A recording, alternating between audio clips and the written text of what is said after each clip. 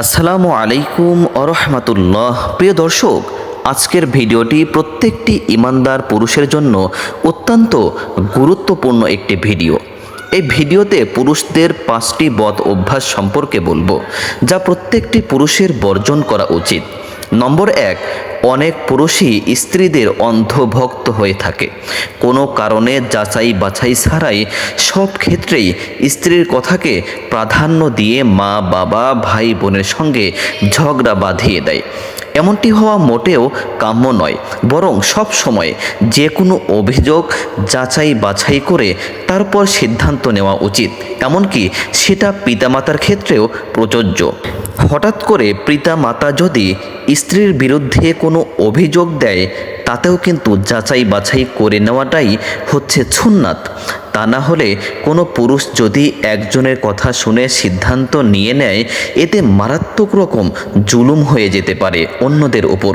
কারণ মানুষ কখনোই নিজ মুখে নিজের অপরাধের কথা স্বীকার করে না।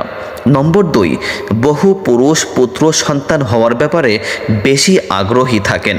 পক্ষান্তরে কন্যা সন্তান হলে স্ত্রীকে দোষারোপ করে থাকে, অথচ এই ব্যাপারে স্ত্রী সম্পূর্ণভাবে নির্দোষ। ছেলে বা মেয়ে হওয়া আল্লাহর ইচ্ছাধীন। সহিহ বুখারী হাদিস নাম্বার 1418। নম্বর 3, অনেক পুরুষ বিয়ের পর নিজের মা বাবা ভাই বোনকে পর ভাবতে শুরু করে আর শ্বশুরবাড়ির আত্মীয়দের আপন মনে করে। এমনটি করা মোটেও ঠিক নয়, কারণ মা বাবা ভাই বোনের ভালোবাসা স্বার্থহীন হয়ে থাকে, কিন্তু শ্বশুরবাড়ির আত্মীয়দের ভালোবাসা অনেক সময় এমন হয় না। আসলে মূলত পিতা মাতার হককে সর্বোচ্চ অগ্রাধিকার দেওয়া উচিত। এর মানে এই নয় যে শ্বশুর বাড়ির লোকদেরকে অবজ্ঞা বা অবহেলা করতে হবে, তবে পিতামাতার ঊর্ধ্বে নয়। সকল আত্মীয়দের তাদের প্রাপ্য হক যথাযথভাবে দেওয়াই হচ্ছে একজন ইমানদারের কর্তব্য।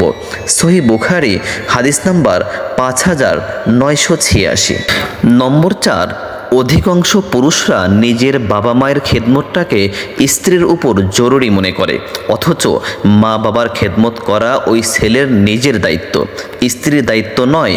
স্ত্রীর দায়িত্ব হলো স্বামীর খেদমত করা এবং সুযোগ মতো নিজের মা বাবার খোঁজ খবর রাখা। সূরা বাকারা আয়াত 83। নম্বর 5, বহু পুরুষ সাংসারিক কোনো কাজে পরিবারের অন্য কোনো সদস্যের সঙ্গে পরামর্শ করে না, ফলে কারণে অকারণে পারস্পরিক দ্বন্দ্ব কলহ বেড়ে যায়। তাই স্ত্রী ও বুদ্ধিমান সন্তানদের সঙ্গে পরামর্শ করা উচিত। সূরা আলে ইমরান আয়াত 159। আল্লাহ রাব্বুল আলামিন ভিডিওতে বর্ণিত এই বিষয়গুলো প্রত্যেকটা পুরুষকে মেনে চলার তৌফিক দান করুন, আমিন।